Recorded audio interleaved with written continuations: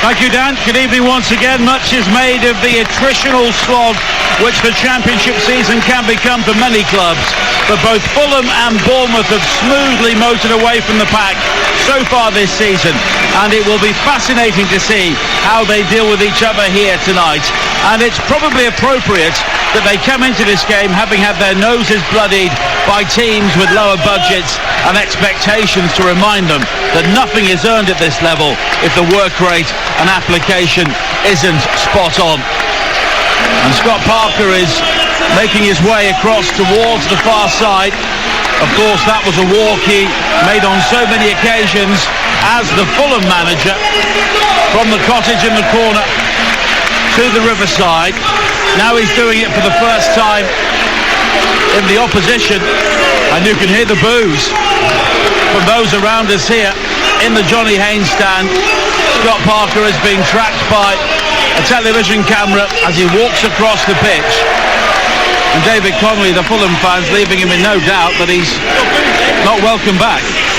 Well, I guess that there's obviously a little bit of bitterness there in terms of the manner, quickly jumping from here to Bournemouth. And I think what was said at his press conference, maybe that, fans are fickle, but he won't lose too much sleep over it. Let's be honest, mentally tough as Tiki is, and he'll be prowling on that touchline. He'll want his players, he'll want to, make sure they put in a real tough, aggressive performance here. And to be honest, stick it up them. A reminder of the two sides once again. One change for Fulham. Joe Bryan coming in for Anthony Robinson. Rodak in goal. A back four of Doy, Adebayo, Ream and Bryan. Seri and Reid holding in midfield. Wilson, Carvalho and Cabano behind Mitrovic. The Bournemouth team, 3 changes in that 2-2 draw against Coventry. Travers in goal. Stacey, Cahill, Cook and Smith. The back four, Marcondes, Cook, Billing and Anthony in midfield, with Christie and Solanke in attack. Dominic Solanke enjoying his best ever scoring season, 16 already, but of course he is in the slipstream of Alexander Mitrovic with 21 already this season, and he will get this game underway. Tim Robinson is our referee. He's shown 3 red cards in his previous 5 games, so he'll be aware this could be a feisty match here tonight. And Craven Cottage, which is still a 3-sided stadium in terms of support, with the huge Riverside stand still under construction on the far side, but it's a vibrant place here on the banks of the River Thames this evening for the championship match of the season so far. And it's live and exclusive on the home of the EFL, TalkSport 2, at the start of another huge football weekend across the TalkSport network. And where better to start than here at Craven Cottage? The leadership of the EFL Championship is at stake. Both sets of players take the knee before kick-off, although a number of the Bournemouth players remain on their feet. And it's Fulham who will get the game underway, attacking the Putney end away to our left-hand side in the first half. Two sides with prolific goal scorers and miserly defences, and it should be a fascinating 90 minutes here on the home of the EFL, TalkSport 2. Fulham in their white shirts, black shorts and white socks, playing from right to left as we look out from a Johnny Haynes stand. Bournemouth in their red and black stripes, black shorts and black socks. An early ball played forward for Fulham, and it's gathered by Mark Travers, who is enjoying his first season as the number 1 at Bournemouth.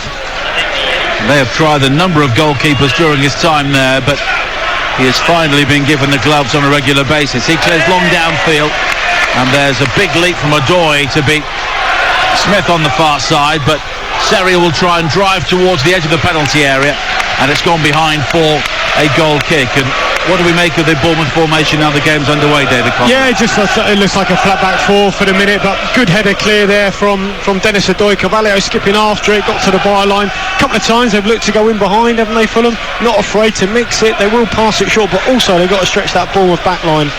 They've tried to do that a couple of times already. Jayden Anthony is on the right-hand side, just in front of us here, playing in front of Jack Stacey. And Adam Smith will be the left back with Emiliano Marcondes, possibly a bit narrower in field to try and support Cook and Billing in midfield at times, as the former Chelsea man gets a few boos. Gary Cahill, as he brings the ball forward on this near side for Bournemouth. I just wonder, I'm just looking at Bournemouth, whether it's a bit like a diamond, you know, two really wide forwards. It looks like Solanke and Anthony are really wide. That midfield four, we just have to wait and see. Billing looks like he's operating on the right-hand side of this diamond, but pretty fluid. Christie just off the front as the tip, and the two centre forwards split really wide. That might be just to try and peg back the two fullbacks who we spoke about in the build-up with Dan, you know, being such a threat. The state of play as Adebayo is pressurised by Solanke and then clears up towards the halfway line. Fulham with 43 points, 49 goals scored in 20 games, 10 more than Liverpool, who are closest to them in English football. Bournemouth on 42 points. They have scored 36. They've kept 10 clean sheets this season. Both sides have only let in 16 goals. Bournemouth currently 7 points clear of Queen's Park Rangers, who have overtaken West Brom in recent weeks. As Cahill plays it wide to the far side, played back in field by Cook, and now Stacey, and Bournemouth dominating possession in the early stages. Billing, though, losing out to the ponytailed Tim Reeve, who scored his first goal for nearly 4 years at Preston last week in the 1-1 draw. This ball forward on this near side, looking for Cabano, but it's overhit, and it's a throw into Bournemouth by the corner flag on this near side. I'm not saying Scotty Parker is aping Pep Guardiola here, but he's basically allowing the two centre-halves to not really mark anyone for Fulham. There's no one up against them, really, so Tim Reeves had to come out of his slot to close down Billing, who's playing in midfield. So interesting little tactic here. It's taken down neatly now by Marcondes, who drives forward up towards the halfway line, plays a ball across to the left now, and Smith, who checks back inside. His low shot is gathered well by Rodak, but it was a lightning break there by Bournemouth. Marcondes involved back in West London, the former Brentford player, and Smith with the effort, which was well saved by Rodak. 3.5 minutes played, 0-0 here. A vibrant start at Craven Cottage on TalkSport 2. Neskins Cabano, tricky feet from him to go beyond three players. Low shot driven towards the near post, turned aside by Travers for the game's first corner. Yeah, I mean, Gary Cahill, he's screaming at Jaden Anthony, but to me this is Jack Stacey. He just can't allow Cabano to come on the inside. They double up on him because they have to, because he's in such good form, but nonetheless you can't allow him to drift on the infield. He's got to try and get him going down the line there, Stacey. In the end, it's a good strike, low at the near post, but you expect Travers to save that.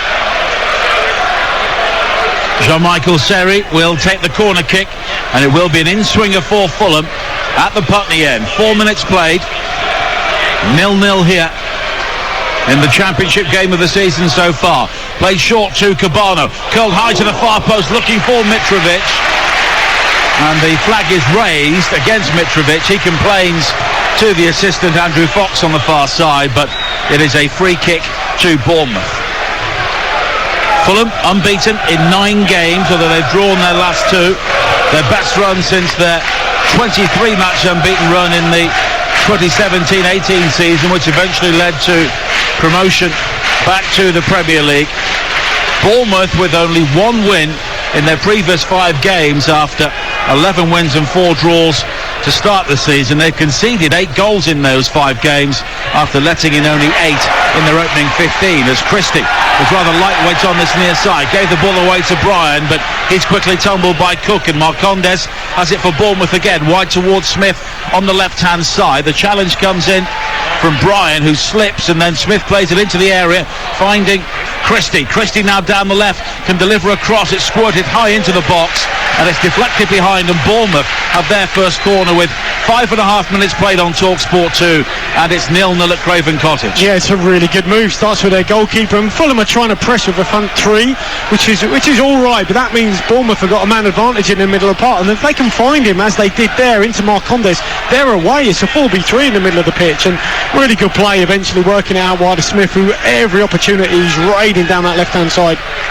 And in front of that very steep Riverside stand, which is still a work in progress, Emiliano Marcondes will take the first corner for Bournemouth on the far side, and it will be an in-swinger, right-footed. low into the near post, and it's a simple clearance for Joe Bryan into those empty seats, which are all covered by plastic sheeting on the far side. And I have to say, Craven Cottage is a good deal warmer on a winter's evening with that stand now blocking much of the wind blowing in off the Thames on the far side. Now Christie receives the throw-in, challenged by Adoy, and Bournemouth will have another throw-in a couple of yards from the corner flag on the far side. Bournemouth making their best start to a season since 1971 and a club record unbeaten start. And they have been very strong in first halves of games as Christie plays it in towards Marcondes, and the cross is driven in, blocked by Adebayo, and it's another corner, and Bournemouth here are keeping Fulham penned in. Yeah, you talk about best starts, this is a good start as well. Let me tell you, been really sharp, been excellent on the ball so far, Bournemouth.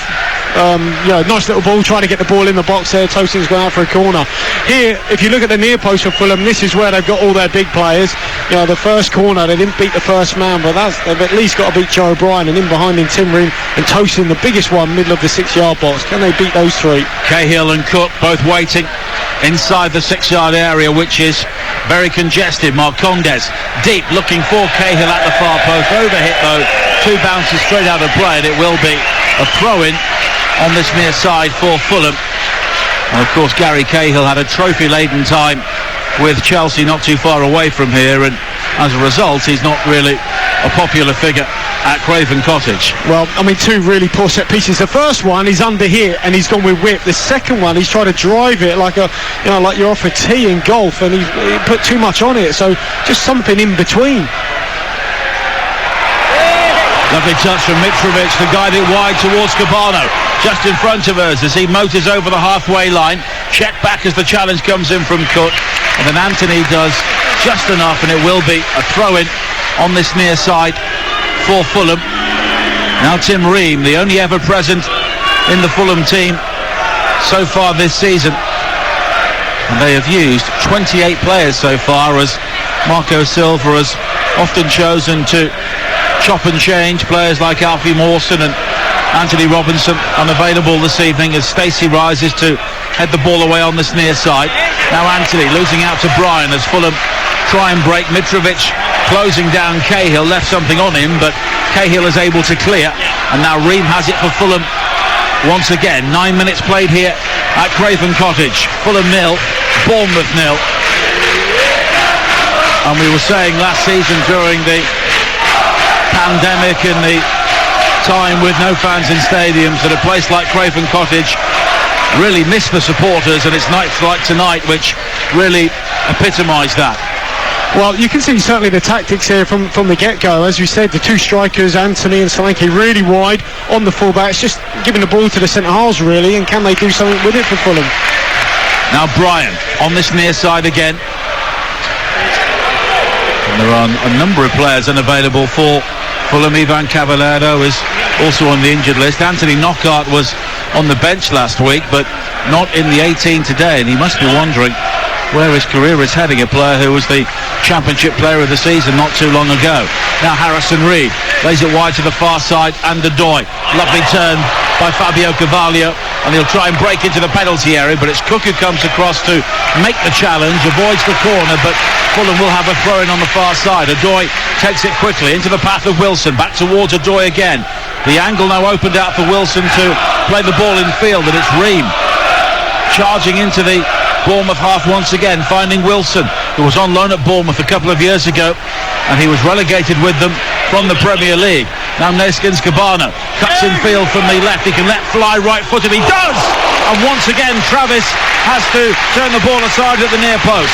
Yeah, this comes from Jaden Anthony again. He's got to do better without the ball, because Bournemouth aren't going to have it at times today, and as the wide man he's trying to help his fullback out, but he just overcovers, and it just allows Cabano to skip in field. He's got to put the brakes on when he gets out wide. Far too easy. Good strike though again, low at the near post. Travers making his second fine save to deny Neskins Cabano in very similar situations. Seri with the corner, deep and high to the far post, nodded back into the area looking for Carvalho, and the shot from Adoy is blocked. There was confusion inside the 6-yard area, and it was Fabio Carvalho who then tumbled, but no appeals for a penalty. And that was an escape there for Bournemouth as Reid goes all the way back towards Marek Rodak. And Rodak, who is keeping Paulo Gazzaniga out of the Fulham team at the moment, plays it short to Ream. And now Harrison Reid with an excellent ball wide towards Cabano, who gathers the ball in stride down the Fulham left. He'll look to tease Stacey once again. The crossing looking for Mitrovic. Flicks off the head of Cahill. This cleared by Travers. Headed back into the area by Adoy, but he was off balance as he did it. Lewis Cook will try and bring it clear, but Fulham are really up for this as the tackle snap in and Seri goes for goal from long range, and it's high over the top. Yeah, he hit the bar against Derby from that sort of distance, so he's worth a pop, but he just got under it a little bit. I mean, Nations Cabano is causing havoc down this left-hand side. I mean, Stacey's almost on his own, and he just needs a little bit of help. Certainly if it's not from Anthony, who's too high, he needs it from one of his midfielders, Billing, just to get across and help him out. There was a handball in there. Yeah, possible. Carvalho's shot was blocked by Gary Cahill's elbow as we look at the replay. I'm not sure there was much intent, but it was away from his body, and I'm sure VAR would have had a look at that if we were in the Premier League. Fabio Carvalho, one of the shining lights of Fulham when he's fit, as Solanke looks to chase on the far side, but Adoy will slide in and jab it back towards Rodak once again. Both managers fairly short in stature, very smartly dressed this evening. And Marco Silva looking to really achieve for the first time in English football. As Cabano finds Reid, left-hand side of the Bournemouth penalty area for Fulham. Now Bryan, he can deliver an excellent ball in, but that's the commentator's curse because it's overhit into the Bournemouth fans on the far side. Yeah, he's unlucky. A nice run into the channel here from Harrison Reid. Not content just to sit in front of the back four. He will make that run in behind that third man run. Send it back to Joe Bryan. He's better than that. Much better than that. Marco Silva in a very dark blue overcoat. Scott Parker looks like, the top half at least, looks like he's wearing a very dark blue boiler suit. Do you remember Harry Grout from Porridge? He looks a bit like him. Not as sadistic, obviously. It's one for the teenagers anyway. As Cabano clears away on this near side. Well, they've had a bit more joy now. Fulham pressing high, trying to win it back, and just been encouraged by Marco Silva just to push another body further forward. I mean, they got out of that press at the start, Bournemouth, pretty well, but of late they haven't.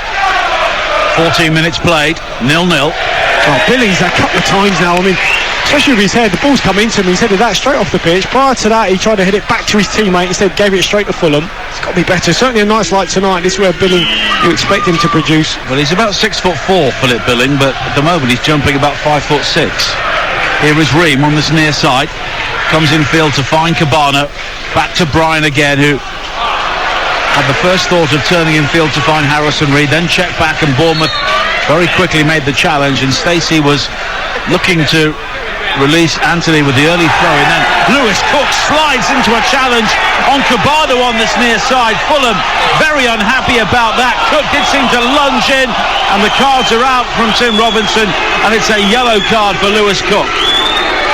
Well, I mean, I thought the ball was there to at least try to go and win it, but I don't think there's anything more than the yellow. We'll have to see this again, but I mean, look, I think he's entitled to slide and go for this ball. He wins it, I know that. He might have taken a little bit of Cabano, but look, he's getting up, he's okay. Tim Robinson shows his 61st yellow card of the season in the Championship. We're watching a replay here, and it's just a follow-through, maybe. Studs were raised in the follow-through, but then again, where do you put your legs in that sort of situation? Exactly. Well, Fulham were very fortunate not to have Anthony Robinson sent off for a scissors challenge on Tom Barkhagen in the Preston game last week. I'm sure that VAR would have revisited that and possibly also disallowed Preston's goal for handball. Here is Anthony now with a cross into the penalty area for Bournemouth, headed away by Adarabioyo.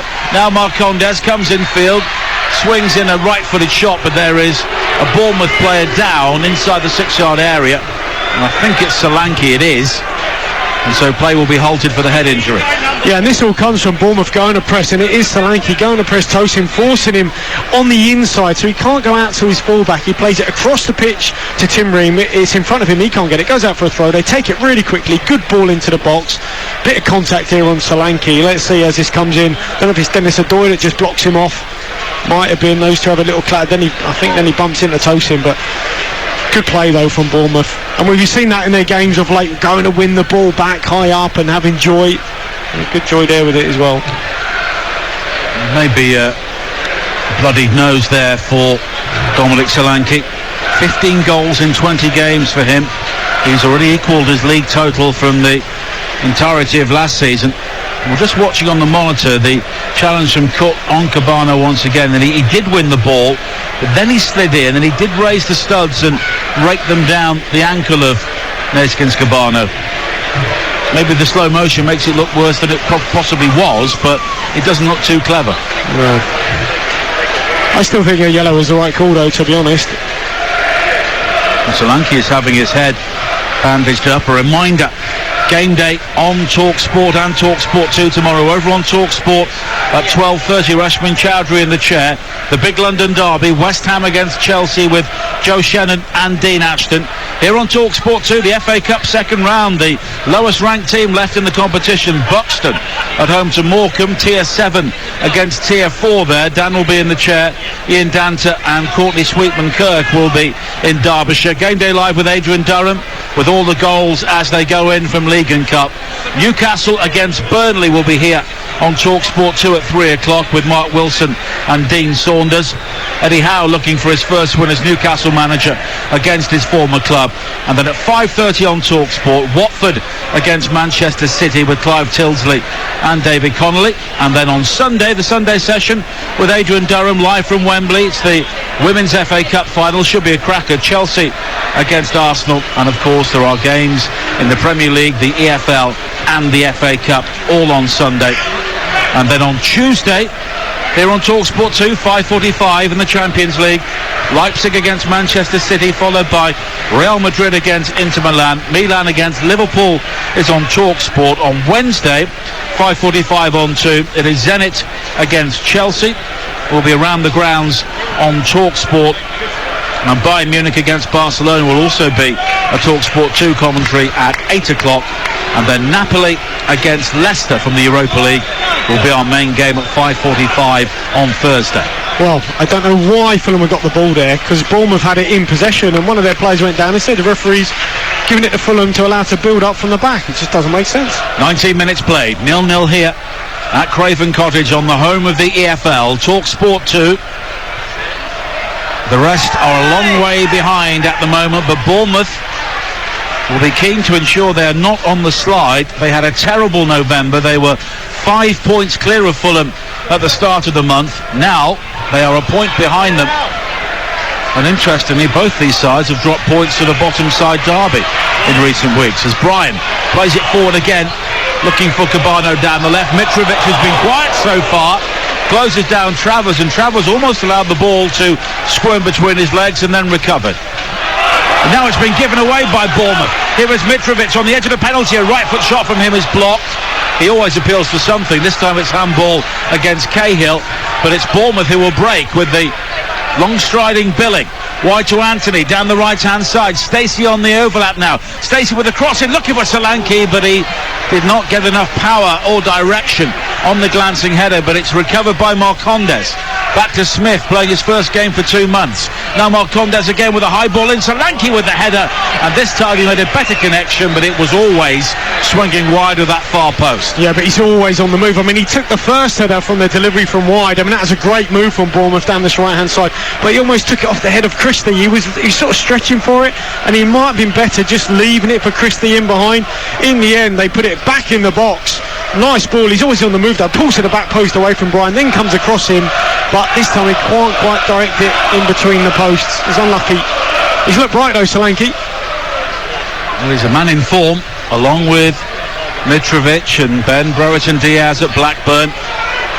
They've been the three main scorers in the Championship so far. And one of the reasons West Brom have fallen away so badly in recent weeks is a lack of goals. Now an opportunity for Fabio Carvalho to attack. Throws it through to Mitrovic. He slides it onto Travers, and the goalkeeper was brave. Mitrovic apologises for the challenge, and he was offside anyway. Well, that was unlucky. Two lovely little passes here. First one from Harry Wilson into Carvalho. He does a little turn, straight pass, diagonal run from Mitrovic in behind, but he just moves maybe a little fraction too early. He's right on the last man. This is close. Oh, yeah, just about. He's always stretching for it, and in the end he just clattered into Travers. The Bournemouth have conceded only 2 first half goals so far this season in the Championship. As the flag is up for offside on this near side against Bournemouth, but the ball had gone out of play, so Brian has a throw in. Back to Harrison Reed. And now Tosin Adarabioyo, who's one of a number of loan signings last season, but the deal has been made permanent. Came through the academy at Manchester City, and of course Fulham really improved their side with loan signings in the second half of last season, but they all came too late to ultimately spare them another relegation, as it's worked wide by Christie to the far side. Now Solanke wearing the black headband, back towards Christie again. Lewis Cook with a good ball forward, almost found Solanke, but Adoy will shepherd the ball behind, and it will be a goal kick for Fulham at the midpoint of the first half, and it's been a really good game so far, David Conley. Yeah, it has. I mean, good play there from Bournemouth, working the ball, bypassing this press from Fulham, using that diamond in the middle of the pitch just to get past the 3-man midfield. And you know, when both teams get out, they do it really well. Here is Brian now for Fulham on this near side, finding Cabano infield towards Reed, and at the moment Bournemouth are doing a good job of just stifling Fulham's midfield creativity. They are very narrow when they don't have the ball, so as a result Fulham may have to be very patient here. And you're listening to Fulham against Bournemouth in the EFL Championship, live on TalkSport 2 with McDonald's Fun Football. Search McDonald's Fun Football to find out more. Now Cabano on this near side again, in front of the Johnny Haynes stand at the antiquated and lovely Craven Cottage. Brian with the cross in, Mitrovic with a glancing header, appeals for a corner kick, but he can't believe that a goal kick has been given. Yeah, that one was a much better ball in from Joe Bryan, puts it over the head of Cahill. Mitrovic on the move, but Steve Cook has got him touched tight, grabbed hold of him. That's what you've got to be with Mitrovic, and in the end just doesn't have to put him off. He is definitely Steve Cook. He is definitely Steve Cook. Well, definitely a slip of the tongue. Great recovery. From Steve Cook? Or? Yeah. Next Friday, 3:30, TalkSport, Clips of the Week. David Connolly will be there. I think Paul Hawksby's on the phone already. 24 minutes played, 0-0 here. And both sides have shown why they are so lofty in the table at the moment. Challenge comes in from Marcondes on Serin. It will be a free kick for Fulham, and you can tell that both teams are really pumped up for this. Scott Parker was pumped up in the warm-up. Great tempo, isn't it? Really terrific tempo. Ball zipping around the pitch, and you know, when they do cut through you, they do it with real quality, both teams. And Tim Robinson, the referee, is just having to try and temper a number of tempers at the moment, as Cabano again spins in behind Stacey down the left hand side, crossed in looking for Mitrovic, headed away though by Cook, and now Harrison Reed will fire in a shot, blocked by the back of Billing. Reed lofts it wide to the far side. Wilson will try and keep the ball in play, but he can't do so, and it's a throw into Bournemouth in front of their supporters in the Putney end on the far side. Well, what a touch this is from Mason's. Cabano receives a straight ball into him, and then using his big toe, looks to go on the outside, but then drags it on the inside, one touch, and then he's away, and he's so tough to stop. Really difficult for Stacey here. He's got a right job on his hands. And both of Bournemouth's fullbacks do have the inclination to try and get forward as much as possible. Stacey, of course, signed from a real production line of fullbacks at Luton in recent years. Of Of course, he was on one side and James Justin was on the other in what was a very good Luton team a couple of years ago. Steve Cook plays it back towards Travers, who just has to scramble to control, and he was quickly closed down by Mitrovic, who was rampaging into the area, so Travers just has to hoof the ball out of play. Not the best pass back to him though, was it? I mean, it was almost on the diagonal, too much on the diagonal. But now it breaks down for Fulham. Christie will try and lead the breakaway for Bournemouth. Sliding in to make the challenge with Seri, and then Adam Smith on the far side gets involved with a Fulham player right in front of the two technical areas, and it's Dennis Adoy who was actually flat out inside the Fulham technical area. And one or two of the challenges now are just beginning to get a bit naughty. I mean, look, this is full-blooded, you know, there's a lot at stake here, isn't there? Top of the Championship, obviously vying to get promoted to the Premier League, and I think as Smith, I think he's entitled to try and go for that. It is a bouncing ball. Adoy just gets there first, and he is quick, Smith, but Adoy just beat him to it, and in the end, I mean, he's up, he's fine.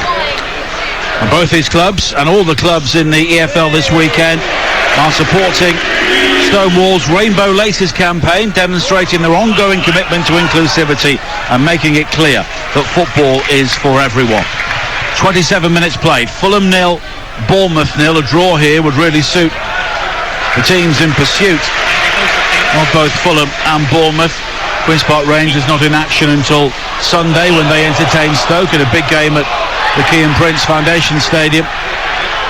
West Bromwich Albion are at Coventry tomorrow lunchtime in a big Midlands derby. And I was at the Hawthorns last week, David, and nothing's happening there. No, you weren't impressed, were you? Yeah. And we welcome listeners from TalkSport to Craven Cottage. 28 minutes played. It is Fulham 0, Bournemouth 0, but it's been a really good game so far. Mark Travers, the Bournemouth goalkeeper, with two excellent saves to deny Neeskens Cabano with shots low in towards the near post. But Bournemouth have had their opportunities as well. Dominic Solanke with a header wide. David Connolly is alongside me, and really, David, both these sides are showing why they're in the top two so far. Absolutely, it's been terrific. Great tempo to the game and urgency. Both teams really good, getting the ball on the floor and trying to pass their way through. A couple of challenges as well. It's full-blooded, but both teams going for it. Slight tweak in the formation for Bournemouth, which has been interesting, like a 4-diamond-2, and a real ploy here from Scott Parker just to try and stop Fulham. Obviously such a threat out wide, but Cabano's been class so far. Now Wilson pokes it wide to this near side. Scott Parker was booed as he made his way into the technical area, the Bournemouth manager, of course, who left Fulham for the job on the south coast. Bournemouth now try and clear, and they will try and break with Cook, and it's Solanke who was away on the left-hand side. There was a Fulham player down inside the Bournemouth half, but Bournemouth play on. Solanke now up towards the edge of the penalty area. Solanke continues, left foot shot just wide, and what a goal that would have been. Dominic Solanke took them all on, and his shot low across the face of goal was inches wide of that far post. Well, this is superb. I think the Solanke of a couple of years ago wouldn't have even dreamt of doing this. He faces up Tosin, does a couple of step overs, fakes to pass on the inside, drags it onto his left foot, and on the angle really, he's trying to blast this low across goal. It just goes half a yard past Rodak's post. Really unlucky. That's the confidence that he's playing with now, Solanke. Half an hour played. It is Fulham 0, Bournemouth 0. Commentary continues on TalkSport 2. And there was a Fulham player down, and it's Harry Wilson who was clipped by Anthony. In fact, he ran into Anthony in the build-up to that Bournemouth attack, and Tim Robinson, the referee, allowed play to continue, and Wilson looks to be winded. He's clutching at his ribs midway inside the Bournemouth half. But Bournemouth were entitled to play on there. Absolutely, yeah. Well, look, we've had this, didn't we, with Emile Smith-Rowe's goal the other day. People talking about, whether he should play stopped or whatever. Well, how injured was David De Gea? Well, exactly. He looked all right when he was running after the referee. Anyway, Wilson just coming across to this near side. Swigs from a bottle of water, and he'll be back on the field very soon. Scott Parker, of course, was relegated as both a player and a manager at Fulham, but did return them to the Premier League at the first attempt back in 2019. As Mitrovic finds Carvalho breaking into the penalty area. Left foot shot from him is blocked by a sliding Cahill, who punches the air having made the challenge, but Fulham do have a corner. Yeah, that came from just a lovely little link-up play from Mitrovic. Gets hold of it, turns. He knows that there's a few Bournemouth players in the way, but he just spots Carvalho running in behind him, takes it onto his left foot. Good strike, but well blocked from Cahill. And the cardboard clappers that Fulham have given out to their supporters are making plenty of noise at the moment. Seri with the corner in, claimed superbly by Travers, who saw it all the way through the crowd. Yeah, but he's got no one really up there to counter-attack too, so he just settles things down and bowls the ball out, and they build from the back again, Bournemouth. The Bournemouth do enjoy coming to the Cottage, unbeaten in 6 visits going back to 1992, when both sides were toiling in the lower divisions. Smith tries to break over the halfway line for Bournemouth, but his run is tracked by Reed, and it will be a throw-in just in front of the Fulham technical area. Our television colleagues and the coaches and subs are the only people on the far side. Sorry, David. No, I was going to say that was the Bournemouth one there, and how very quickly took that ball off Scott Parker. No love lost there. Well, Reed was a player who was given a platform to play in the Premier League by Scott Parker, and really Bournemouth should have got promotion last season. Looking at the quality of their squad, they made a great start similar to this season, then the wheels came off for Jason Tindall around Christmas and he was quickly dismissed. I remember being at a match against Reading on a Friday night for TalkSport 2, and they were absolutely dreadful and seemed to be bereft of ideas, and then Jonathan Woodgate guided them into the playoffs and they lost narrowly to Brentford. Of course, a red card for Chris Mepham was crucial in that game. Now Mitrovic looking to fasten onto a long ball forward, but it's cleared away by Stacey. Seri wide to this near side again, and Cabano will try and cause more problems for Stacey. Anthony back to cover, but now Bryan inside the penalty area. Good challenge from Anthony, but it's shuttled back out towards Cabano again. Now Bryan back towards Reed. The angle for the cross is getting flatter and flatter for Fulham, but Ream finds Cabano again. The crossing though was nodded away by Cahill. He'll be clearing those all night. He will. I mean certainly Cabano's got to look up, because there was no one really anywhere near.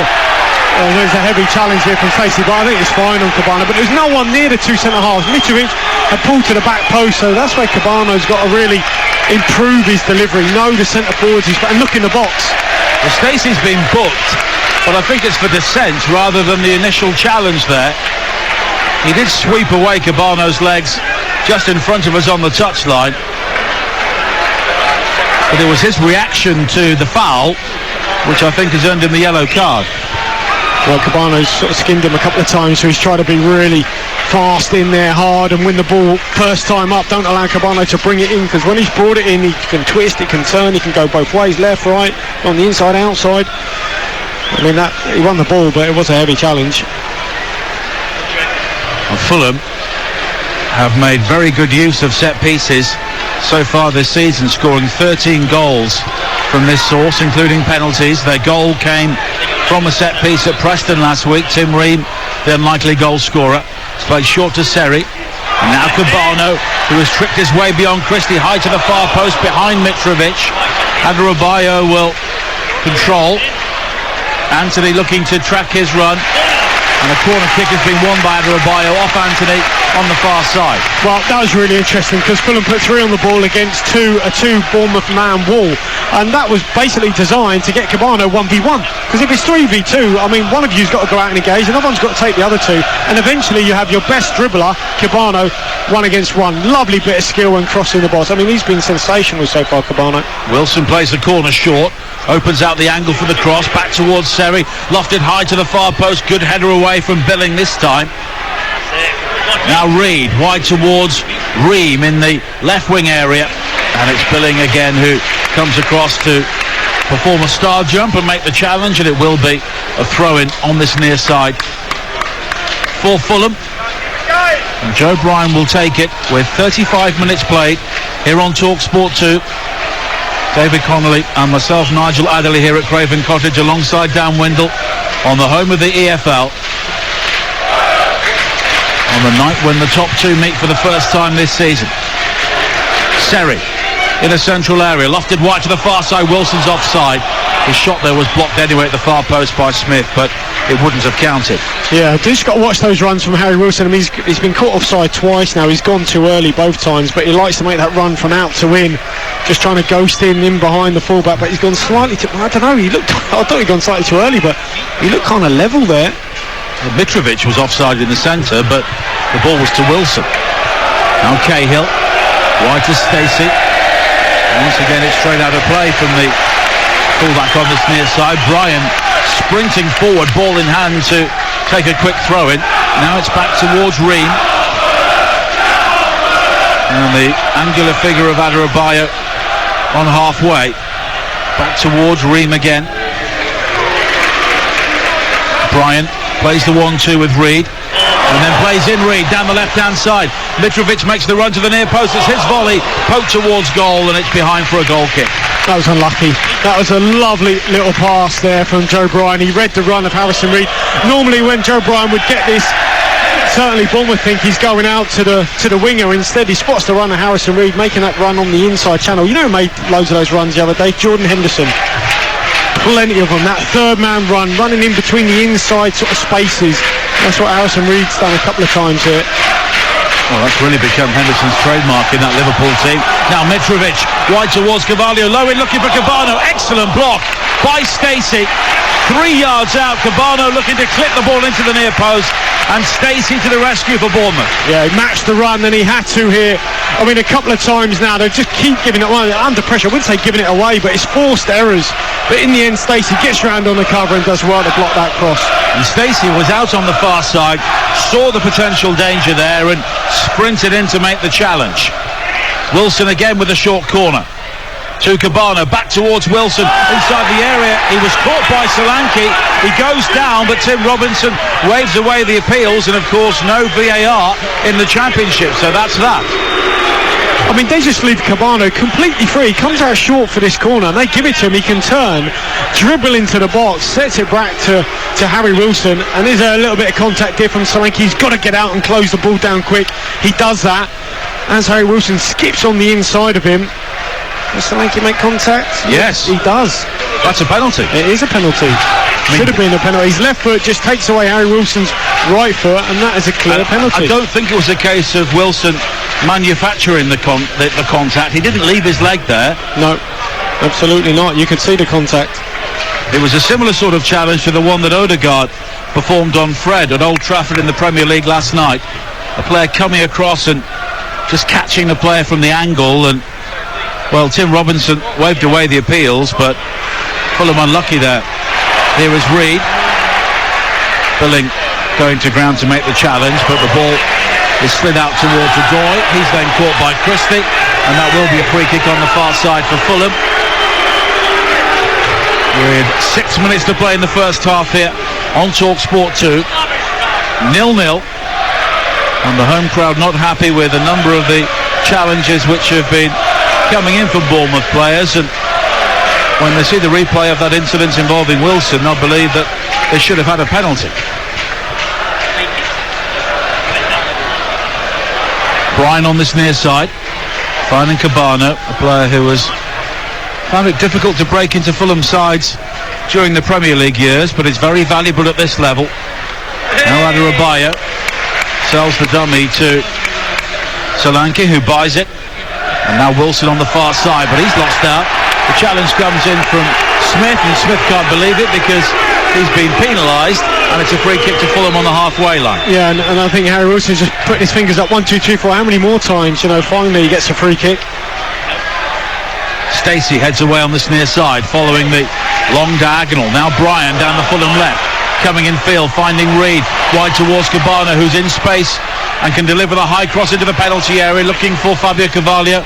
Headed away though by Marcondes, and then a Bournemouth player goes down on the edge of the area, and this time it will be a free kick for Bournemouth, and there is very little love lost between either of these two sides. Well, Seri has to get up early because he's so small on Christie, but he just clatters into the back of him, and that is a clear foul. And Tim Robinson is talking to Steve Cook, and Emiliano Marcondes, and is basically saying, look, I'm in charge, cut it out. And he's making the point to the Bournemouth captain about one or two things that have been going on all over the field. Well, I'm sure in his ear he would have been told he's made a mistake. So let's just see. Because not long after that penalty incident, he put his fingers to his ear. He's got the earpiece there. I just wonder. He had a very good view of it watching the replay. And unless he thinks that Wilson made too much of it. But in that sort of situation, if he stays on his feet, he won't get the penalty. And there was sufficient contact to warrant the penalty, you could say. But here is Billing. Wide to the far side. And Christie with a high cross in, and it bounces through the 6-yard area and behind for a corner kick. With the earpiece, obviously, he's got his two assistant referees, right? And the one on that side where the foul was, he's the one, surely. He's the one who should be putting the back across the chest, yeah. I mean, what can he must be saying to him, well, was there anything? I mean, let's be clear on this, and that's what you need your assistant referees. Yeah. Got to be on it. They've got to be making decisions there. Eagle-eyed. Now Anthony coming forward again, plays it infield, and the challenge comes in on Anthony from Adebayo, and Mitrovic has the ball at his feet on the halfway line for Fulham. Comes infield. Mitrovic has been quiet in the game so far. And both Cahill and Cook have kept a close eye on him, and the quality of the balls in from Fulham hasn't quite suited him. Now Adoy down the right-hand side. Once again, a Fulham player crumples to the turf. It was Carvalho, but nothing has been given. Solanke now. Wilson just has a nibble, but it's infield towards Billing, but a dreadful ball from him straight to Cabano, and now Cabano can break. Mitrovic in space to the left. He can bear down on goal. Alexander Mitrovic infield, right foot shot, blocked inside the area. An incredible clearance from Cook on the ground to keep out the shot from Carvalho, and the eventual effort is high over the crossbar.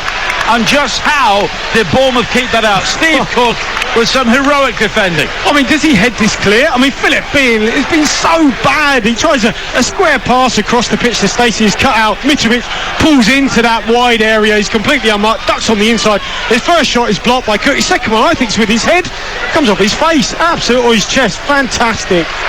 Well, he slipped Cook, blocked the first one with his shoulder, and then it was straight into his face on the ground.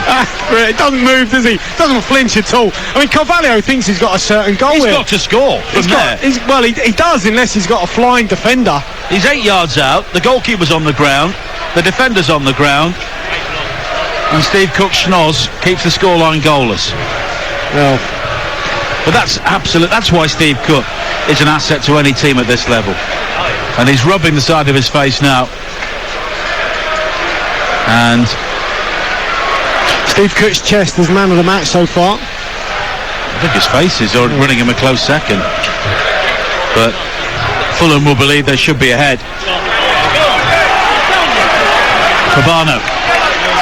He has been the live wire for them with the lime green boots on this near side. He will take on Stacey. The back heel was cute, and it finds Bryan. He can break towards the edge of the area. Now Reed again. Back towards Cabano. Slid down the line for Fabio Carvalho, and the teenager needs support. Finds it from Reed. Reed square again to Seri. And Fulham here are just beginning to pop the ball around with the arrogance they've shown on many occasions, which has been earned by being the best team in the Championship so far this season.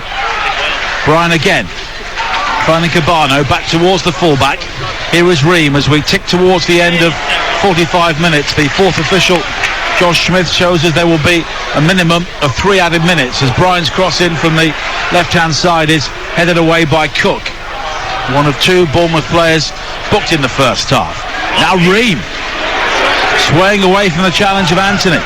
Now Reed wide towards Cabano again. Fulham have very rarely got around the back as Cabano doesn't try this time. A high ball into the area. Mitrovic claiming his shirt was being pulled, and in the end the free kick has gone to Bournemouth. Yeah, I think it might be Wilson here. He's just got his arms over Adam Smith. But look, Jaden Anthony looks out on his feet, running up and down trying to help out Jack Stacey. It's just not enough, and Mason Cabano, he's been absolutely superb so far.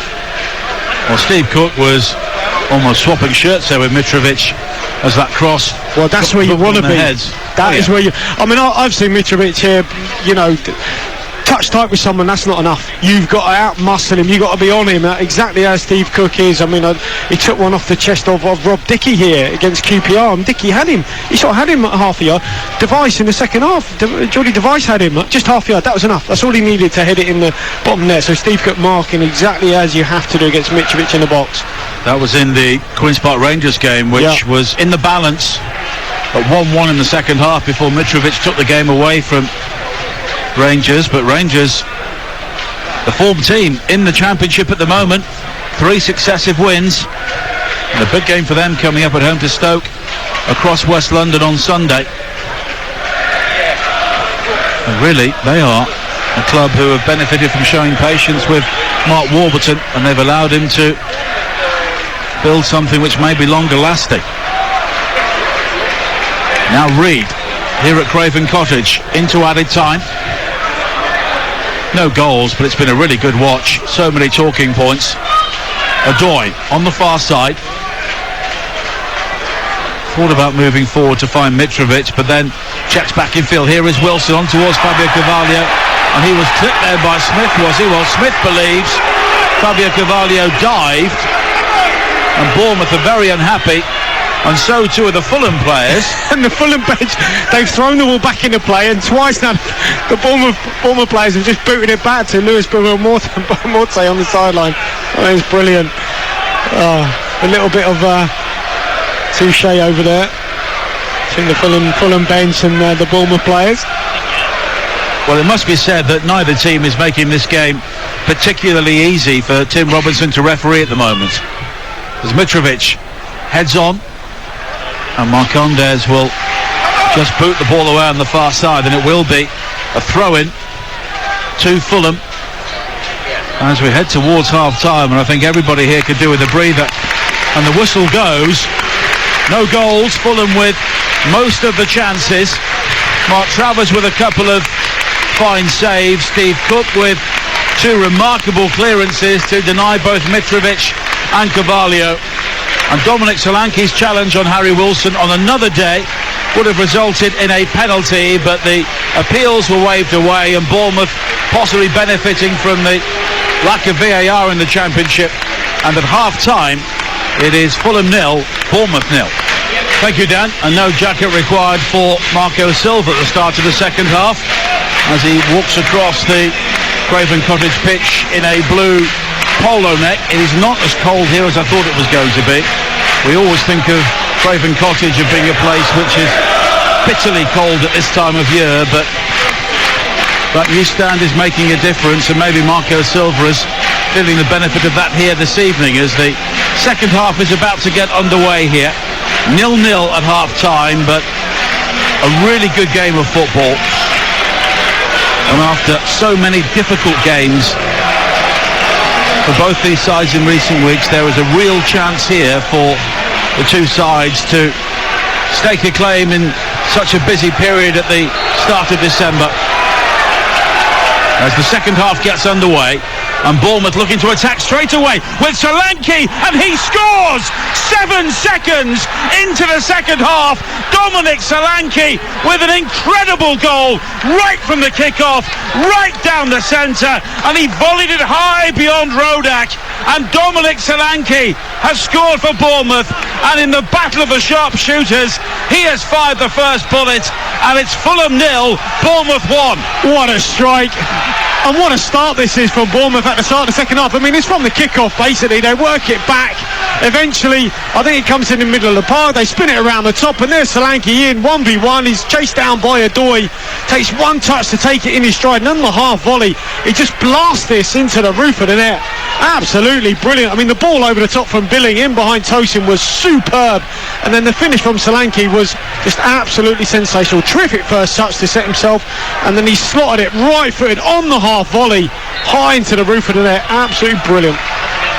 I think it was 6 touches from the kick-off to the back of the Fulham net, and the home side here are absolutely stunned. 7 seconds, and Bournemouth lead here by a goal to 0.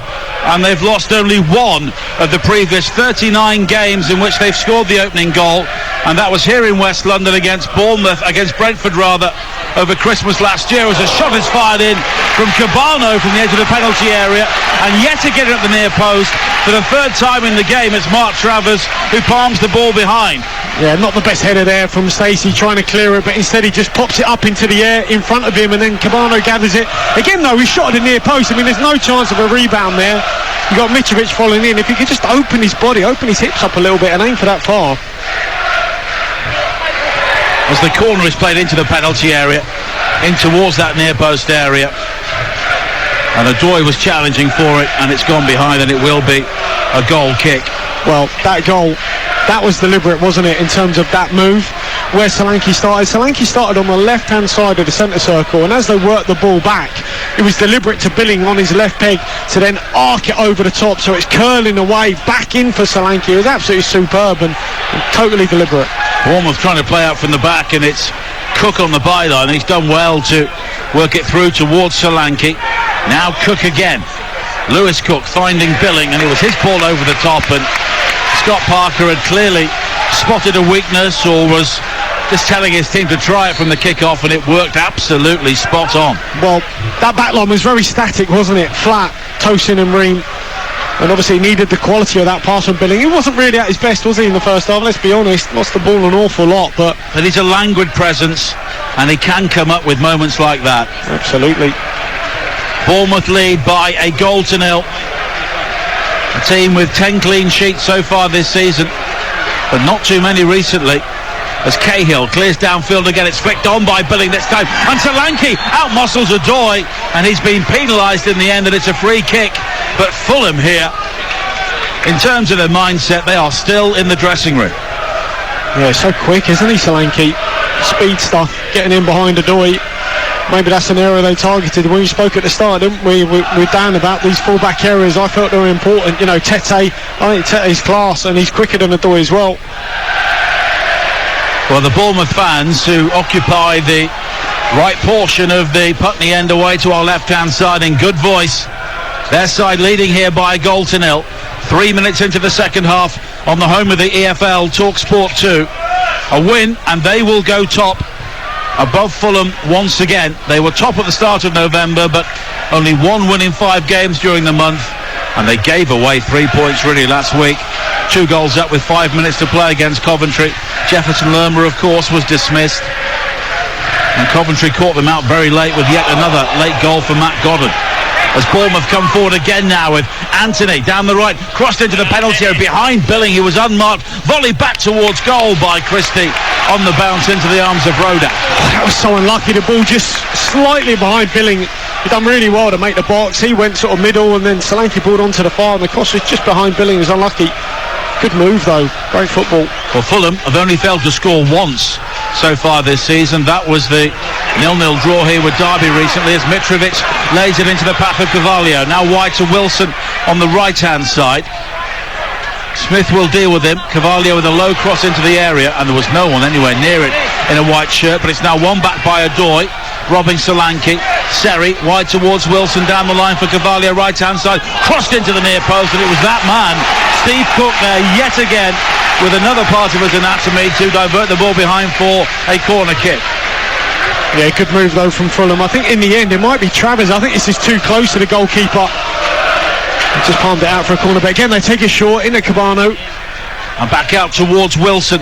Seri with a deflected cross high into the area. Travers opting to punch, and it's eventually volleyed clear from the edge of the area by Cook. Now leaping high is Seri to head the ball back in field. Wilson losing out to Smith, playing his first game for 2 months, but you would never know it as he's looking to drive through the midfield, and he's been caught by Cabano, and it's a free kick for Bournemouth. 51 minutes played. And Carvalho has been booked for standing on it. I mean, they wanted to take it early there, Bournemouth, sign of their, I guess, sign of their ascendancy here, you know, wanting to get the game going, and I think the ref done well. It was a clear obstruction there from Carvalho. That's a very silly yellow card to get in a game like this. Bournemouth leading, and Fulham with only one home defeat so far this season, but Bournemouth with the best away record in the Championship coming into this game. 6 wins, 3 draws, and only a single defeat, which came against the bottom club Derby. And Fulham on this 9-match unbeaten run with a real test of their promotion credentials here. Cook receiving the ball from Travers. The goalkeeper offers himself as the option, but Cook drives out and plays it wide to Smith on this near side, and it's just clipped off Wilson by Smith, and it will be a throw-in. Billing stealing about 15 yards on this near side, so he's urged to head back towards the halfway line, and he'll leave the ball for Smith. And Bournemouth here are just looking to manage the clock already in this game. 7 minutes into the second half, and Tim Robinson is telling Smith, get on with it. The throwing comes to nothing. It was almost won by Mitrovic, but here is Billing, and now Christie sweeps it wide to the far side for the pace of Anthony, who will take on Bryan. Appeals for handball is controlled by Anthony, but the ball down the line anyway, looking for Stacey, was overhit, and it's a goal kick. But Fulham at the moment defensively are wide open as they chase this game. Yeah, just need a little bit more reliability there in that final third from Anthony. Overhit the pass through to Stacey, and he had a bit of a bad touch as well when he received that pass. Wilson threaded wide towards Adoy on this near side, the Fulham right. 53 minutes played on the home of the EFL, TalkSport 2, the biggest game of the Championship season so far, and it's Bournemouth who lead by a goal to nil as the cross in from Wilson is overhit and behind for a goal kick. Well, the Bournemouth backline done really well there. As that ball was set back to Wilson, they just squeezed a few yards. It just meant that Mitrovic was caught on his heels, and he couldn't quite, work hard enough to get back onside. As the ball came in, he's offside, and the ball's gone out anyway. But good defending. That's good. That's good sort of defensive work you get on a training ground. Ball goes back, defence squeezes up.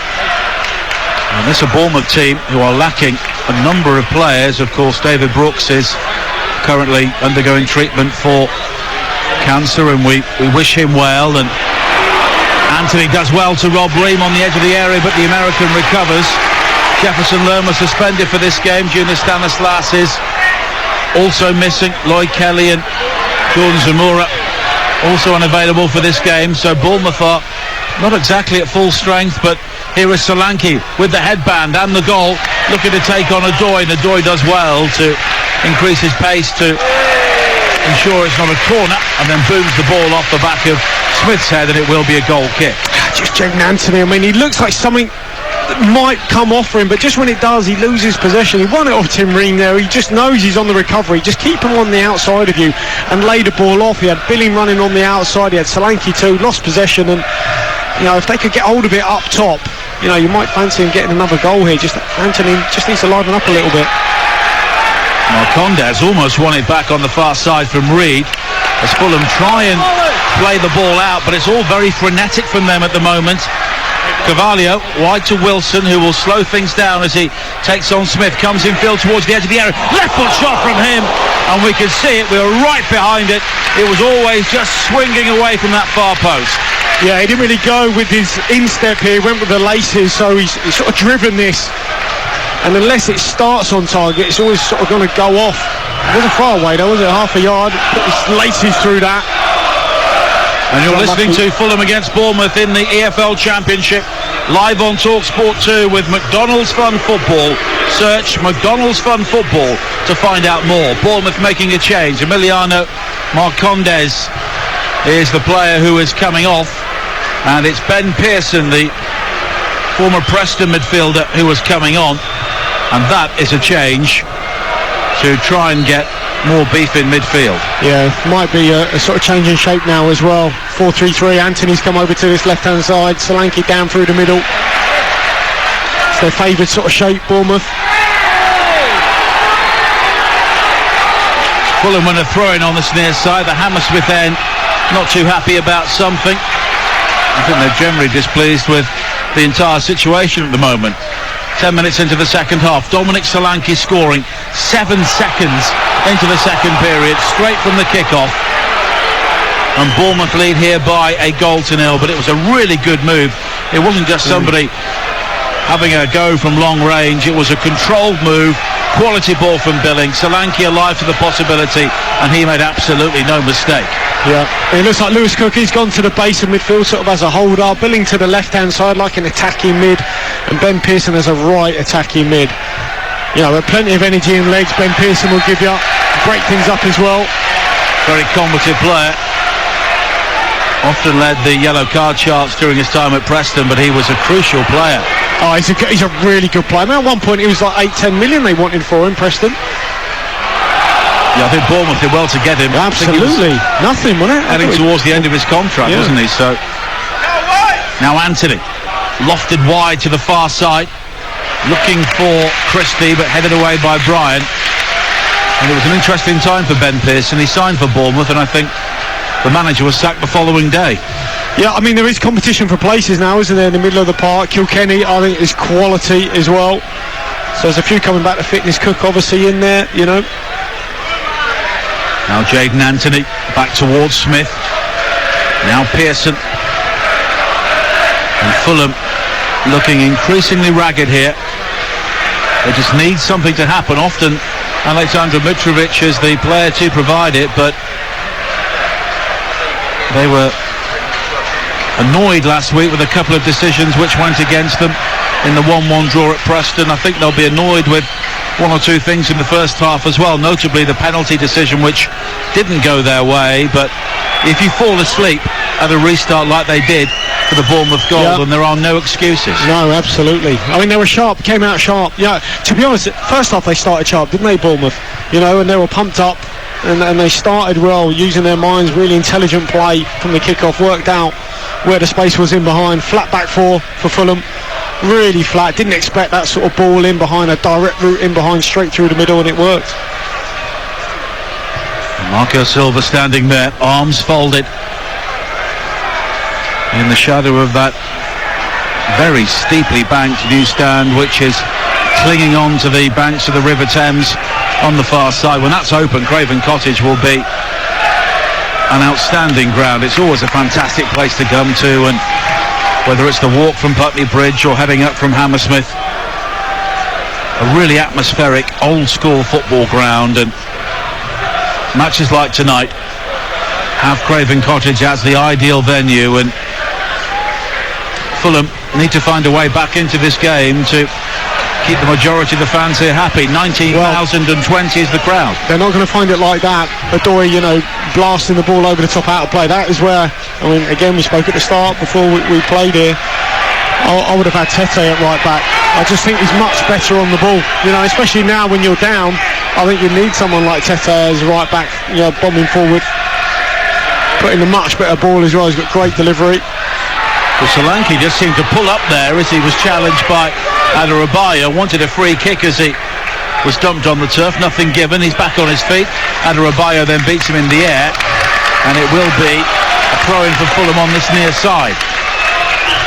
Well, his confidence, his tail has been up, hasn't it? Even before he scored, Solanke. You know, every time, maybe in previous season, he might get it, play safe, go backwards. He's gone forwards with it. You know, I don't know if you remember Dan James saying about his time at Man United. You know, in the end, he went backwards too much, and that meant he wasn't a United player, right? He was brought to go forwards, and his confidence went, and he ended up going backwards and backwards. And I think Solanke, at certain times in his career, maybe if he hasn't been scoring or whatever, confidence is like, do the easy thing, you go back. Instead here, he's always looked to go forwards, take people on, get into the box and make something happen. Well, he was the non-scoring goal scorer for a long time in the Premier League as Harry Wilson goes down, challenged on this near side, and the yellow card is out once again, this time for Adam Smith. And Wilson believes he was the victim of some rough treatment there once again, as he's claiming it was a coming together and two players going for the same ball, but Smith is booked as Charlton go 2 goals up at Gateshead in the FA Cup, a second for Jayden Stockley early in the second half. Rotherham still leads Stockport County by a 1-0 in tonight's other tie. Well, that's because it was... Let's just see this through. Free kick high into the area, Mitrovic with a towering header, but it's over the top. Oh, it just brushes the top of the net. I mean, Smith knew exactly what he was doing, which led to that free kick. You've got Wilson who runs on the inside. He had eyes on him. He just blocked him off basically and went to ground, make it look like it was a accidental collision, but it was deliberate. And as the balls come in, Mitrovic rose high. First time really sort of out-muscled Steve Cook, but the header just brushed the top of the net. Mark Travers has been told by Tim Robinson to cut out the game management. Fulham have had 17 attempts on goal in this game. Only 3 of them have been on target. And now Travers respots the ball up and he's booked by Tim Robinson, the referee. He warned him. And once again, that's another very stupid yellow card for Bournemouth, which will be costly later on. I know, but if it was 0-0 in the game, would he be booking him? No. You know, it's only because obviously Fulham are down. I really dislike that from referees.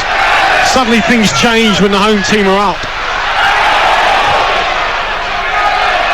Now Fabio Carvalho on this near side, but it's lost out, and it will be a throw-in as Jayden Anthony just allows the ball to bobble out of his grasp and into the crowd on this near side. And look, it's something which every team does in this situation. There's a word for it, of course, in the modern football parlance, which we won't use on TalkSport 2 this evening, but Bournemouth are just spoiling. As Anthony has been taken out by Seri on this near side, and it will be a free kick to the Cherries. And Dominic Solanke is now having words with Tim Robinson, who is finding it difficult to control this because both teams are making it as hard for him as possible. Yeah, his decision making, you know, you look at the penalty that was not given, and it's just not consistent, and I think that brings a frustration. Fans, players, etc. You know, suddenly now he's having words with people about wasting time, but obviously when people are taking the time at 0-0, nothing was ever said, and that drives you mad as a player. Well, Seri possibly fortunate to avoid a yellow card on the evidence of other challenges we've seen so far this evening. He's listening to the crowd as well. Obviously we can hear him behind us, you know.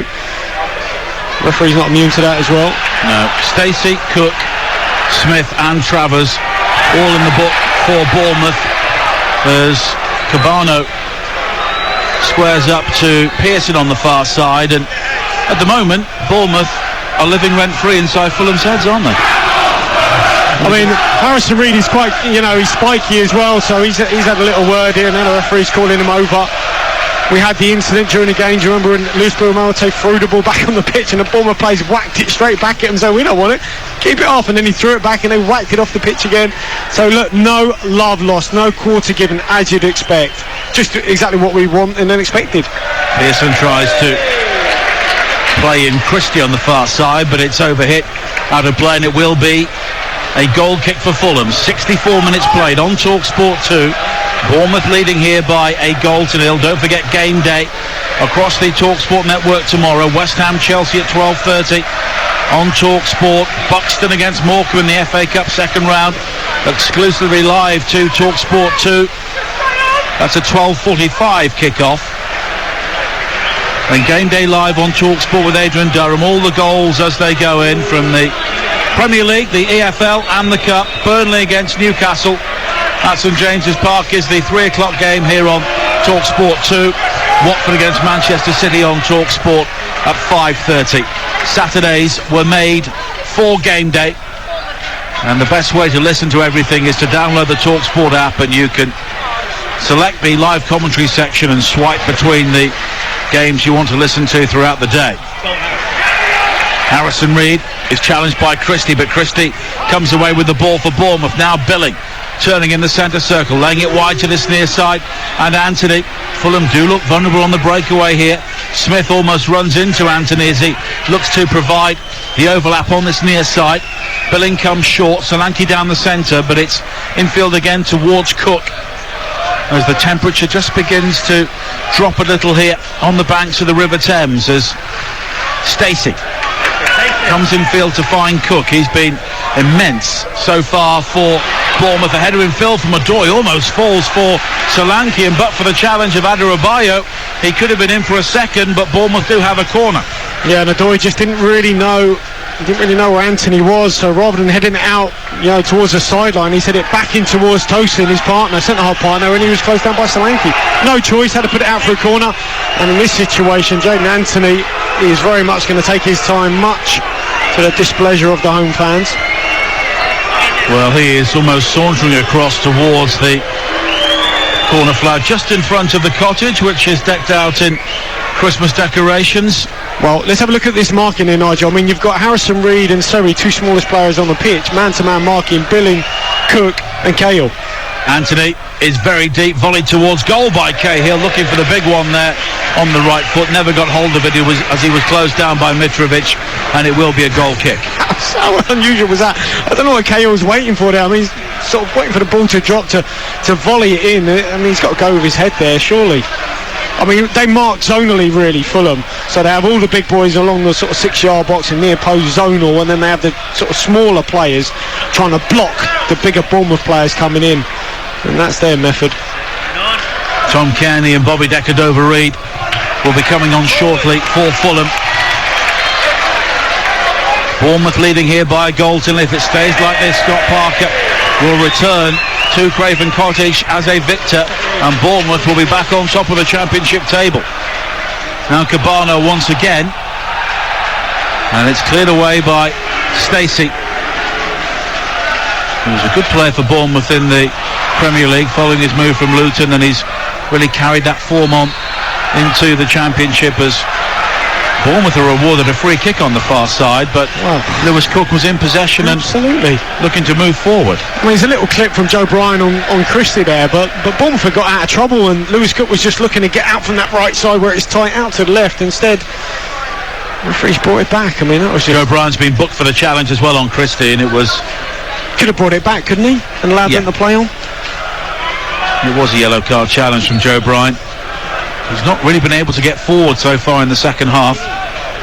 Bournemouth just knock it long. Billing will be in pursuit, but Ream will just shepherd the ball out of play, and it will be a throw-in to Fulham on the far side. 68 minutes played here on TalkSport 2. Fulham 0, Bournemouth 1. Fulham with 49 goals so far this season, the most in the second tier at this stage since Oxford United back in 1984, when Billy Hamilton and John Aldridge were knocking in the goals for them at the Manor Ground. But they need a goal here, not just to bring up the half century, but to also pull themselves level and keep themselves top of the table. Well, it's really hard for the Fulham back unit to get the ball into Seri, who sort of has a pivot in the middle of the pitch. I mean, Solanke and Billing are just preventing that pass into him, so everything's just shuttling from side to side at the minute for Fulham. Fulham with the best home record in the championship. They've got the same number of points as Coventry, but do have a better goal difference. But that could all be changed by the end of the weekend, with Coventry at home to West Brom at lunchtime tomorrow. Jadon Anthony runs it out of play, and it will be a throw-in to Fulham. He's had a mixed evening, hasn't he, Anthony? He's had a really mixed evening, in possession. Just wonder he might make a change, I think, Parker, for him. Double change here, and it's Seri who is going off to be replaced by Bobby Decordova-Reid. So maybe a bit more forward energy in the midfield areas for Fulham here. Well, you'd imagine Kenny will be coming in there, maybe trying to get them on the ball, playing forward. And Fabio Carvalho was also taken off, the teenager who is immensely talented, but he will look back on that chance to open the scoring late in the first half when he only made contact with Steve Cook's face. Still Gateshead 0, Charlton 2, Rotherham 1, Stockport 0, with around 20 minutes to go in tonight's two FA Cup second round ties. Buxton against Morecambe, live on TalkSport 2 tomorrow. Heard the Morecambe chairman on H&J on TalkSport earlier on today, really looking forward to that game. Such a big day for the non-league, and such a big prize with the third round draw coming up later this weekend. Smart turn from Christie, who's held the ball up really well for Bournemouth there, but he's now given the ball away to Kenny, finding Decordova-Reid. The option wide to the right is Wilson. It's poked forward towards him by Decordova-Reid, but Jadon Anthony comes in with a very timely challenge for Bournemouth. Now he shuffles away from Wilson up to the halfway line, finding Lewis Cook, and now square towards Smith again. He comes in field, back to Steve Cook, and Cook just plays it down the line, but it's cut out by Wilson. But all he can do is head the ball out of play. Well, I mean, Smith is not happy with Lewis Cook because the ball come into him and he wants Lewis Cook to turn in the middle of the pitch, turn out and go out to the opposite wing. Instead he comes back in field where the ball had come from. So Fulham just locked them in this side. He needed to really, Lewis Cook, there, open up the pitch and go out the other side. Smith with the long throw forward. Now Adoy. Kenny, the Fulham captain, who's had so many injury problems in recent times. And he was a big miss during the relegation campaign for long spells last season. He gives such presence and such quality to the Fulham midfield that he's looking to do that now as Cabano pokes it down the line and it bobbles out of play. And as an attacking force, David Connolly, Fulham have broken down completely here. They have, yeah. The threat sort of dissipated a lot.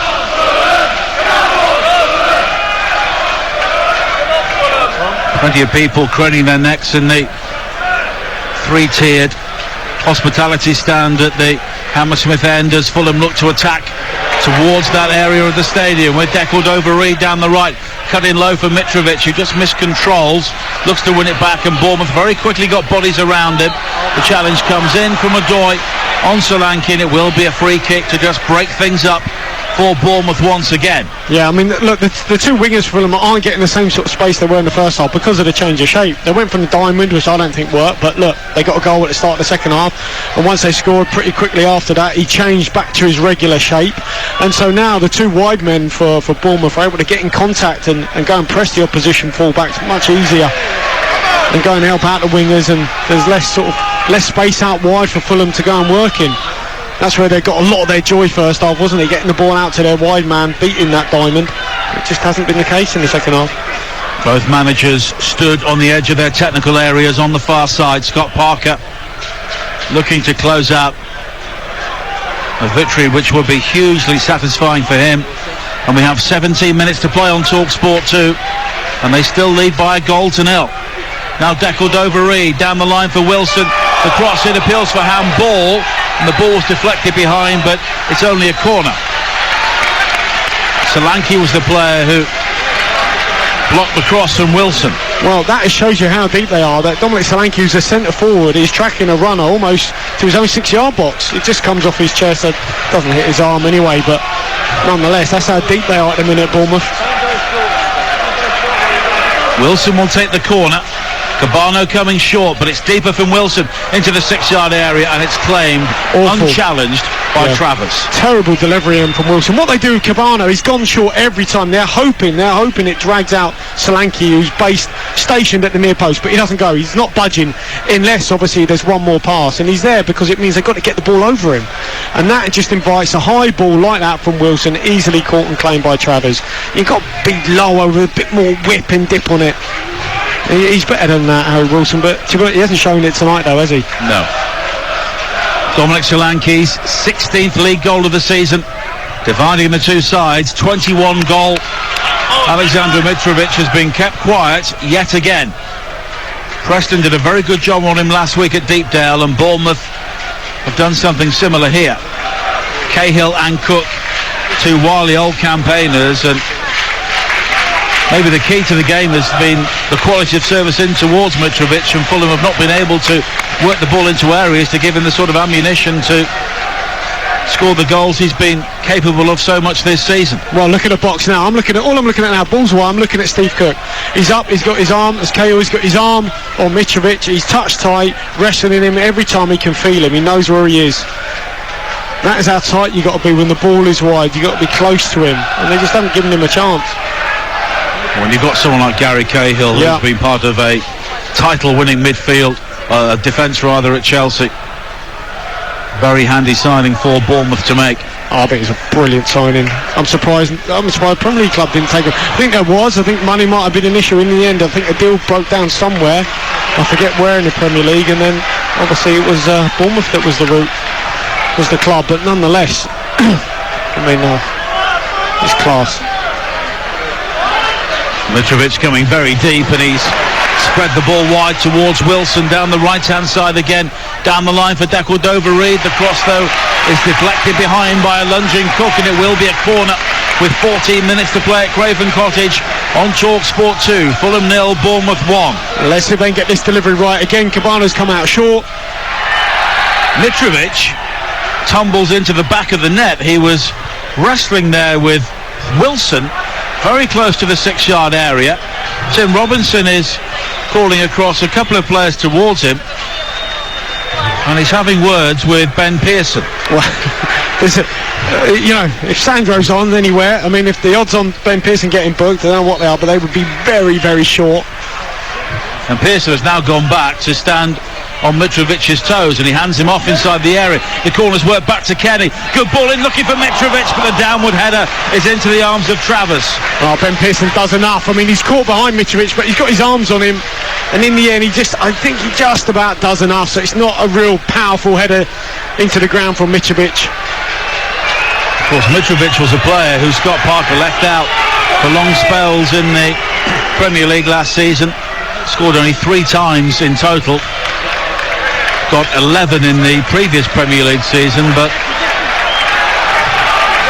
Bournemouth have really done a job on him so far this evening. Well, I was going to say, no, I was just looking at Matt Wells there, Scott's coach, who are obviously here. Just encouraging Solanke to go a little bit higher and go and press the ball, because at the minute they're sat in, aren't they, Bournemouth, finding it really hard to get out. Adoy coming forward down the right, finding Decordova-Reid. Wilson ahead of him, but the cross is blocked by Billing, and it will be a throw into Fulham with 12 minutes to play here on TalkSport 2. Bournemouth holding on to their 1-goal lead given to them by Dominic Solanke 7 seconds into the second half. Now Wilson back towards Kenny again. Excellent ball into the area for Cabano, blocked by the legs of Travers at the near post. What a save. Now Wilson again, lofted high in, looking for Mitrovic. Acrobatic overhead kick from Cahill to clear the ball away. And now Pearson lofts it forward. Solanke in pursuit. Ream is there as well. Solanke gets there first, brings the ball under control, and then looks to go beyond Ream. He does so, and in the end it's Adebayo with a last-ditch challenge as Solanke broke into the penalty area on this near side. Well, he just makes something of nothing, doesn't he, Solanke? Chase things down and holds it up, but coming back to this chance for Cabano, what a pass that is from Tom Kearney. I mean, no one else on the pitch spotted that run apart from Kearney. Lovely ball into Cabano, takes a touch and set himself. Travers comes out, spreads himself really well on the angle. I think he just got his foot to it. Great save. 4 saves now for Mark Travers to deny Neeskens Cabano this evening. That one with his trailing right heel. Now Anthony finding Smith on this near side, and Bournemouth just looking to maintain possession. Lewis Cook all the way back to Travers, midway inside the Bournemouth half. Long and high from him to the right-hand side. Christie will chase, headed away by Bryan, and now Kearney spinning away from Pearson. Pearson brings him to ground, and it will be a free kick for Fulham with 11 minutes to play here. Bournemouth heading top of the Championship as it stands, and Scott Parker will be milking it if he can walk across back to the Cottage with 3 points and a 1-0 win. Got a fairly unwelcoming reception from the Fulham fans here this evening, but he could end up having the last laugh. Now Bryan, though, coming forward. He's been dragged down by Christie. It'll be a free kick for Fulham and surely a yellow card for Ryan Christie. Powerful run here from Joe Bryan. Good change of pace. Just gets in behind Ryan Christie. Yeah, and that was a yellow. He has been booked. I mean, they just need a little bit of respite, Bournemouth, don't they, at the minute? I mean, they had sort of Fulham penned in this left-hand corner, and rather than keeping it in there and going forward, they went back to their goalkeeper, goes out of play on the other wing, and it's just allowed Fulham to have the ball again, and they just need to be braver. I know they got the goal, but they've just sort of retreated a little bit too much and gone backwards too many times. Free kick wide on the left-hand side, taken by Wilson, looking for Mitrovic. Downward header, brilliant save by Travers, and the rebound is put into the side netting, and somehow Fulham failed to take the chance. Neeskens Cabano with almost an open goal after Mitrovic was denied in brilliant fashion by Mark Travers. Yeah, great save, downward header, palms it out to the opposite side, and Cabano's gone with his laces here, and he's got to use his instep. I mean, it's on the volley, he's a couple of yards out. These can be awkward, but he's gone with his laces, and that is like you can do that with your right foot. On your left, if you're unsure, just side foot it into the empty net, and it's a goal. Well, there's an escape for Bournemouth with 9 minutes to play. Fulham still trail here by a 1-0. Reading the only side to win here in the Championship so far this season. And are Bournemouth about to return to the summit once again? But Fulham are creating chances, but Mark Travers is having a night to remember. The young Irishman, he was on loan at Swindon in a relegation battle at the bottom of League One last season. But his saves could be sending Bournemouth back to the top of the EFL. Now Bryan down the left-hand side, early crossing, looking at Decordova-Reid, unable to get the touch on the stretch, but here is Wilson at the far post, and the cross is blocked by Smith, and it will be a throw-in. Oh, that was just fractionally ahead of Bobby Decordova-Reid. Excellent ball in from Joe Bryan, nice early delivery, right on the penalty spot, and he's lunging for it, Reid, but just ahead of him. That's unlucky. Adebayo. Now the redhead Reid, finding Kearney. Always looks to be such a stylish player with the bright red boots. But the ball forward is quickly cut out. Here is Anthony now on the breakaway for Bournemouth. Only Solanke is up with him, and Anthony looks to hold the ball up. Reid though nips in with the challenge and finds Adebayo. Now Decordova-Reid, a ball down the line looking for Wilson. It's a good ball as well, and Wilson will try and win a corner off Cook, and does. And with 7 minutes to play, the Fulham crowd in the Hammersmith end turn up the volume once again. Yeah, just all hands on deck at the minute for Bournemouth. Same routine though that they're going to try here, Fulham. Corner's played short again.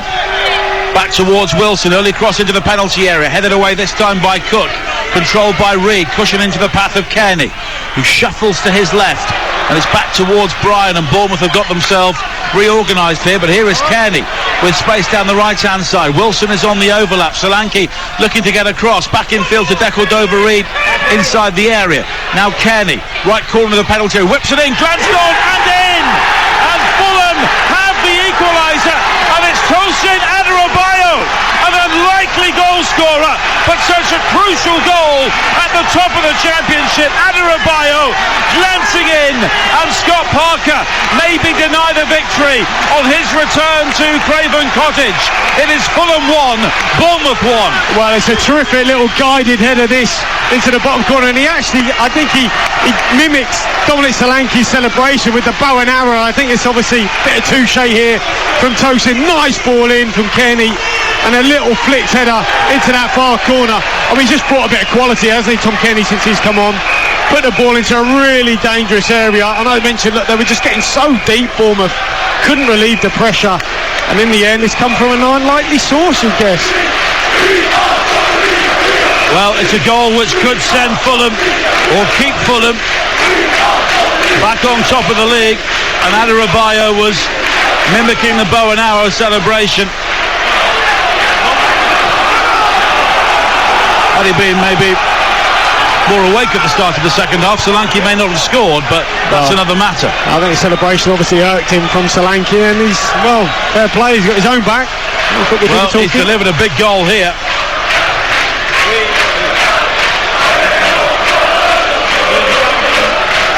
First goal for Fulham as well.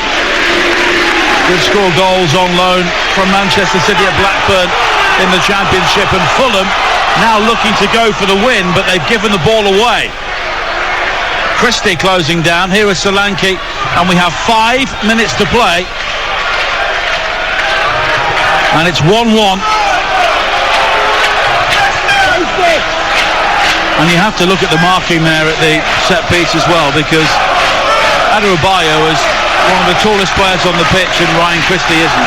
Yeah, I mean, it's just in terms of how they do mark, and then as they've taken it short and moved it, it just means that Tosin's up against Christie, and, you know, but putting that to one side, I mean, Tom Kearney's done what Harry Wilson, he's done in 20 minutes, what Harry Wilson couldn't do in nearly 90 now, and that's put a decent ball into the box, cutting in field for an in-swinger. I mean, he's tried so many tonight, Wilson. Not one has come off.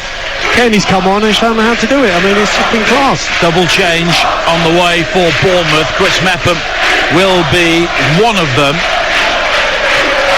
and Robbie Brady will be the other. This will be his Bournemouth debut and his first appearance since joining from Burnley. He's not played for anybody since March. Big time to come on. Still Rotherham 1, Stockport 0, and Gateshead 0, Charlton 2 in the FA Cup second round. As Cabano comes forward now for Fulham again. On the far side, whips in the cross behind Mitrovic. Almost drops Shawin though. It'll come out to Adoy. And Adoy bounces off the challenge of Billing, who won the ball fairly. Anthony turns into traffic, but it falls for Pearson. And Bournemouth now can break over the halfway line. Pearson rides the challenge of Ream. Pokes it on to Anthony down the left-hand side. Only Solanke waits inside the area. Anthony waiting for support. Billing now provides it. Cuts it back low. It's deflected. And it's hooked away by Reed. And Mitrovic will chase to this near side. And the ground shudders as he and Cook have a coming together, and Cook clears. Anthony wants a free kick on this near side as Adoy makes the challenge. But it's Fulham who come forward again now. Billing says he got the ball as he challenged Wilson.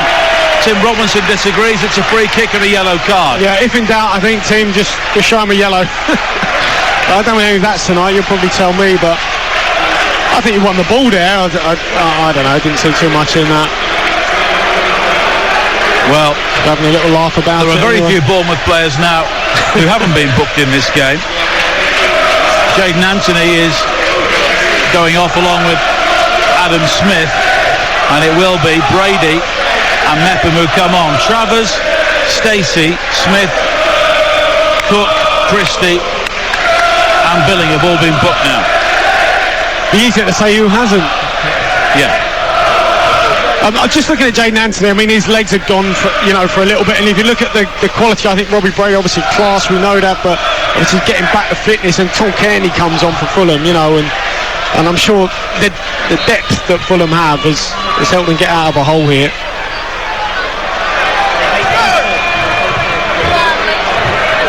Well, can either side now prize a winning goal from this game? Bournemouth will be mindful. They conceded two very late goals last week when they were 2 goals up at home to Coventry.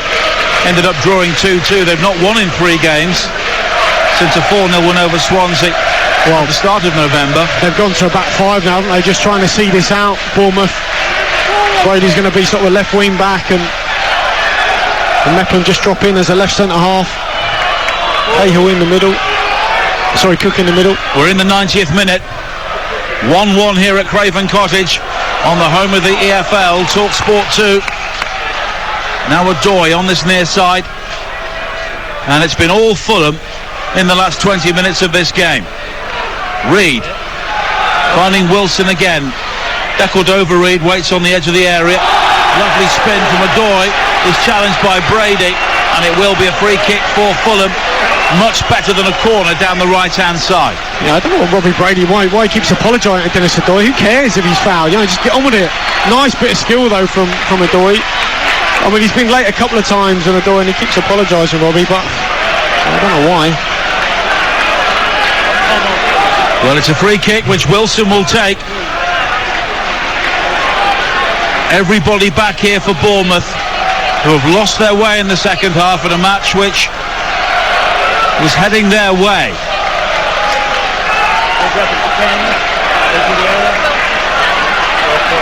Mitrovic once again is in a huge crowd of Bournemouth defenders on the edge of the 6-yard area.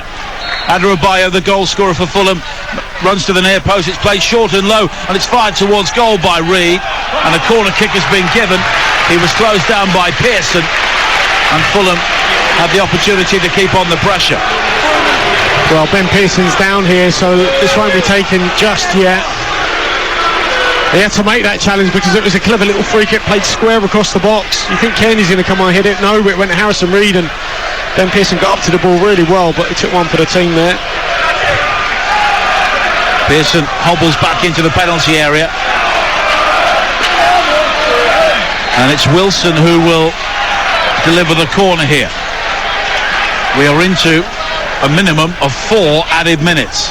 1-1 at Craven Cottage on Talk Sport 2, and the championship game of the season so far has lived up to the billing.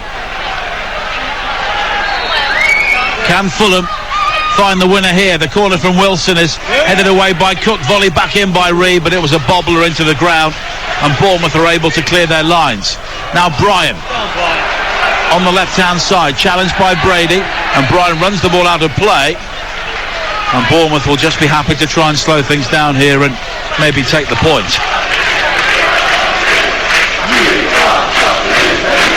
But the Fulham fans enjoying the fact they're top of the league, and for a long time this evening it seemed as though they wouldn't be.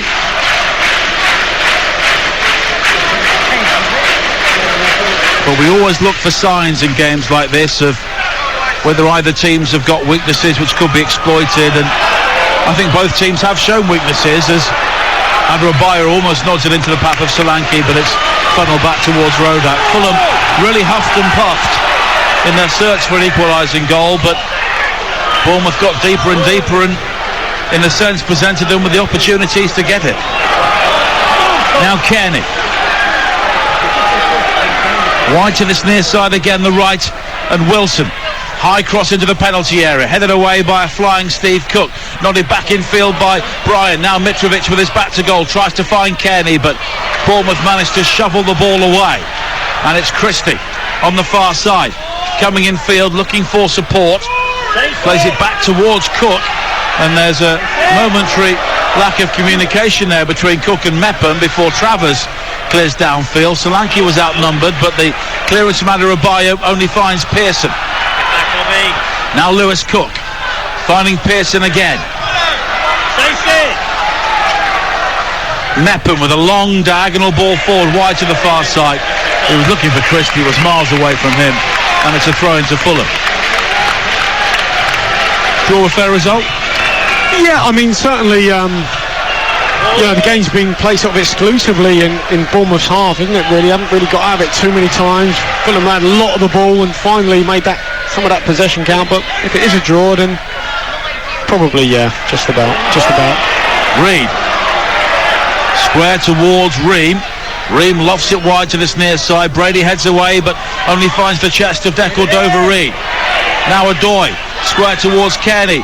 Almost released Wilson inside the penalty area, right hand side. Wilson will work hard to try and keep the ball in play, but it's a throw into Bournemouth by the corner flag, and both teams have worked themselves to a standstill here.